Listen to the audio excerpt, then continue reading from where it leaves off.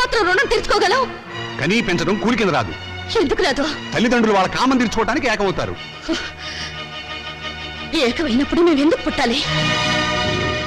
అది శుచి ధర్మం. ధర్మం కాదు, శ్రమ. తల్లిదండ్రులు పిల్లల్ని పుట్టించే యంత్రాలనుకుంటే ఆ యంత్రాలు పడిన శ్రమకు కూలి ఇవ్వాలి. వీళ్ళిచ్చారా? పని చేసే యంత్రానికైనా శక్తి, విశ్రాంతి కావాలి. మీ క్లయింట్స్ యంత్రాల్లో బ్రతికిన నా తల్లిదండ్రులకు అవి ఇచ్చారా? అసలు వాళ్ళని మనుషుల్లో చూసారా? అడగండి యువరానా.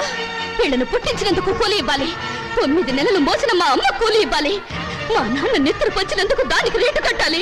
అమ్మ దగ్గర తాగిన పాలకు, వాళ్ళు పెట్టిన కష్టాలకు, కడుపు మంటకు, మా తల్లిదండ్రులు పడ్డ ఆవేదనకు రేటు కట్టాలి. కట్టమనంట రేటు. శంకర్రావు గారు, మీ సమాధానం ఏమిటి? ఈ వాదనకి అర్థం లేదు యువరానర్. ఉంది, అర్థం ఉంది యువరానా. నా తల్లిదండ్రులకు కూలి ఇవ్వమని మీరు జడ్జిమెంట్ చెప్తే వాళ్ళమ్మ కూడా కూలి కోసం కోర్టుకెక్కుతుందని ఆయనకు భయం.